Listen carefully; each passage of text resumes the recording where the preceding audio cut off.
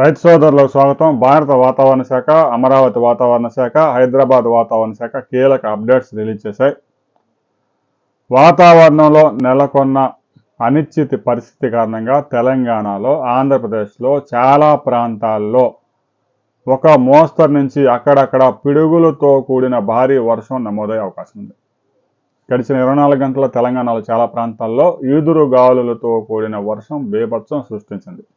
ఇక రాబోయే 24 గంటల్లో విజయనగరం, విశాఖపట్నం, శ్రీకాకుళం, ఉభయ గోదావరి జిల్లాల్లో చాలా ప్రాంతాల్లో 3 నుంచి 4 సెంటీమీటర్ల వర్షపాతం కూడా నమోదయ్యే అవకాశం ఉంది. పిడుగులు పడే ప్రమాదం ఉంది. ముఖ్యంగా తెలంగాణలో గడిచిన 24 గంటల్లో పిడుగులు పడి 4 రైతులు ప్రాణాలు కోల్పోయారు.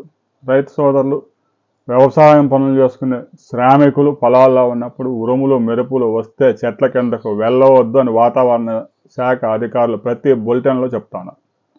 ఇక రాబోయే 48 అవర్స్లో కూడా విజయనగరం, విశాఖపట్నం, శ్రీకాకుళం, ఉభయ గోదావరి జిల్లాలతో పాటు కృష్ణా, గుంటూరు జిల్లాల్లో కూడా ఒక మోస్తరు నుంచి అక్కడక్కడ భారీ వర్షం నమోదయ్యే అవకాశం ఉంది.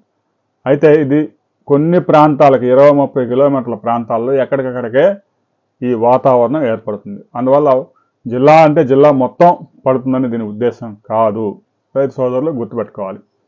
ఇక రాబోయే 48 అవర్స్కి వాతావరణ శాఖ అయితే ఈ అలర్ట్ జారీ చేసింది. పిడుగులు పడే ప్రమాదం ఉంది. ముఖ్యంగా 30 నుంచి 50 కిలోమీటర్ల వేగంతో పెను గాలులు వీచే ప్రమాదం ఉంది.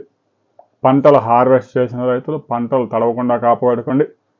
ముఖ్యంగా మిర్చి సాగు చేసిన రైతులు కళ్ళాల్లో ఉన్న పంట తడవకుండా కాపాడుకోవాలి. ఇప్పటికే ధరలు లేక రైతులు తీవ్రంగా నష్టపోయారు. ఇక తెలంగాణలో మనం చూస్తూనే ఉన్నాం. మామిడి రైతులు, వరి రైతులు, మొక్కజొన్న రైతులు హార్వెస్ట్ చేసిన పంట కూడా తీవ్రంగా నష్టపోయారు.